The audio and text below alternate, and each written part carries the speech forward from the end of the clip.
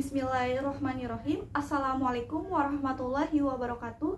Sebelumnya perkenalkan ya, nama saya Sri Yueda, saya dari Prodi Ekonomi Syariah 2A semester 2. Tugas ini untuk memenuhi mata kuliah Ulumul Hadis. Jangan lupa disimak ya. Di sini saya akan membahas pengertian dari hadis riwayah dan hadis diroyah. Sebelumnya ada yang tahu pengertian dari ilmu hadis itu apa ya teman-teman? Pengertian dari ilmu hadis itu apa ya? Ada yang tahu? Ilmu hadis adalah kaidah-kaidah yang mengetahui keadaan perawi dan marwi. Apa sih perawi dan apa sih itu marwi? Lanjut ya. Lanjut dari pengertian dari perawi adalah orang-orang yang menyampaikan, menerima, dan membawa berita Nabi Muhammad SAW atau disebut sanad. Sedangkan marwi adalah redaksi atau isi berita yang diriwayatkan atau kita sebut adalah matan. Oke, kita langsung lanjut ke pembagian ilmu hadis. Ada dua. Yang pertama ilmu hadis riwayah dan ilmu hadis diroyah. Yang pertama, pengertian dari ilmu hadis riwayah adalah ilmu yang mempelajari perkataan, perbuatan, dan periwayatan Nabi Muhammad SAW yang objeknya itu dari Nabi Muhammad SAW. Ilmu hadis diroyah adalah ilmu yang mempelajari tentang syarat-syaratnya, macam-macamnya, dan hukum-hukumnya. Misal, contoh syarat-syaratnya. Metode apa sih yang dipakai periwayat dalam meriwayatkan hadis? Macam-macamnya. Apakah hadis itu bersambung atau tidak? Hukum-hukumnya. Apakah ditolak atau diterima? Baik, di sini saya akan melanjutkan perbedaan dari ilmu hadis riwayah dan ilmu hadis diroyah. Kita dilihat dari objek bahasan dulu ya, ilmu hadis riwayah. Dari ilmu hadis riwayah, objek bahasannya itu terdapat perkataan, perbuatan, maupun persetujuan Nabi Muhammad SAW. Kemudian kita dilihat dari ilmu hadis diroyah, objek bahasannya itu terdapat hakikat, sifat, dan kaidah-kaidah dalam periwayatannya.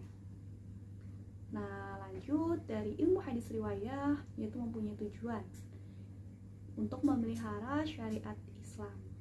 Kemudian dari ilmu hadis diroyah, salah satu tujuan itu untuk meneliti hadis. Nah, oke, lanjut kita manfaat dari ilmu hadis riwayah, yaitu menjauhi kesalahan dalam periwayatan. Kemudian apa sih manfaat dari ilmu hadis diroyah? Yaitu salah satunya untuk mengetahui apakah hadis itu sahih atau tidak. Baik, di sini saya akan melanjutkan bagaimana sih cara kerja pembagian hadis. Bisa dilihat dari sini ya.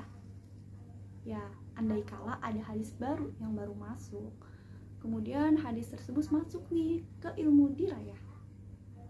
Nah, di ilmu hadis dirayah akan lebih diteliti dan lebih ditelaah apa saja sih objek pembahasan di hadis tersebut. Kemudian, apakah sanad ini bersambung atau tidak? Apakah sanad atau matanya ini benar atau tidak? Nah, kemudian lanjut nih, apakah hadis ini termasuk hadis sahih atau tidak? Nah, setelah ditelaah dan diteliti bahwa hadis ini termasuk hadis sahih, maka akan berlanjut ke ilmu hadis riwayah. Nah, di ilmu hadis riwayah ini akan lebih diteliti lagi siapa saja sih yang meriwayatkannya, kemudian hadis apa saja sih isi hadis yang ada di sini. Kita lanjut dari sejarah perkembangan ilmu hadis riwayah dan diroyah. Periode Nabi Muhammad SAW pada hadis riwayah, yang pertama, larangan menulis hadis. Yang kedua, boleh dan tidak menulis hadis itu bersifat kondisional. Pada masa periode Nabi Muhammad SAW, pada ilmu hadis diroyah, yaitu dasar-dasar ilmu hadis terdapat dalam Al-Quran Surat Al-Hujurat ayat 6 dan Al-Quran Surat Al-Baqarah ayat 282. Pada masa periode Nabi Muhammad SAW, pada ilmu hadis dirayah, yaitu dasar-dasar ilmu hadis terdapat dalam Al-Quran Surat Al-Hujurat ayat 6 dan Al-Quran Surat Al-Baqarah ayat 282. Pada masa periode sahabat, hadis riwayah, masa pembatasan periwayatan dengan orang yang meriwayatkan itu harus disertai dengan saksi dan bersumpah terlebih dahulu, karena maraknya hadis-hadis palsu akibat konflik politik. Pada periode sahabat, ilmu hadis diroyah disampaikan secara lisan dan periwayatnya itu harus disertai dengan sanad, sumpah, dan seorang saksi. Pada periode tabi'in, ilmu hadis riwayah dibukukan hadis-hadis atas instruksi Umar bin Abdul Aziz kepada Ibnu Syihab Az-Zuhri. Pada periode tabi'in, ilmu hadis diroyah, penulisan ilmu hadis bergabung dengan ilmu fikih dan ushul fikih. Baik, di sini saya akan melanjutkan sejarah singkat dari ilmu hadis riwayah dan ilmu hadis diroyah. Siapa sih yang pertama kali turun ilmu hadis riwayah atau ilmu hadis diroyah? Langsung disimak ya. Nah, pasti kalian pada bertanya, siapa sih yang pertama kali membagi ilmu hadis itu menjadi dua?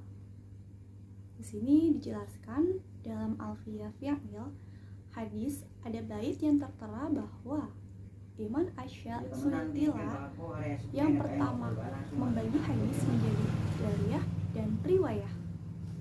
Kemudian pasti kalian pada nanya, siapa sih yang manakah yang lebih dulu? Apakah riwayah dulu, apakah jariyah terlebih dahulu? Nah, menurut salah satu karya Asy-Syafi'i, ilmu dirayah lebih dulu ada dibandingkan dengan ilmu riwayah. Kemudian, siapa sih penemu istilah riwayah dan diroyah sendiri? Ya, penemu istilah riwayah dan ilmu hadis diroyah itu adalah Nabil Ad-Dallak, dan yang menyempurnakannya itu adalah Ar-Ramah Huzumuzi, yang mempopulerkannya itu adalah Ibnul Akhfar. Baik, di sini kita lanjut ke kesimpulan. Jadi kesimpulannya bahwa ilmu hadis riwayah itu adalah ilmu yang membahas tentang periwayatannya. Kemudian ilmu hadis diroyah yaitu ilmu yang membahas tentang sanad, terus rawi dan matannya. Maka dapat simpulkan bahwa ilmu hadis riwayah dan ilmu hadis diroyah memiliki keterkaitan. Misal, kajian ilmu hadis riwayah tanpa adanya pengetahuan ilmu hadis diroyah maka akan menjadi kering dan tidak sempurna manfaatnya. Sekian pembahasan kali ini, semoga bermanfaat ya. Terima kasih. Wassalamualaikum warahmatullahi wabarakatuh.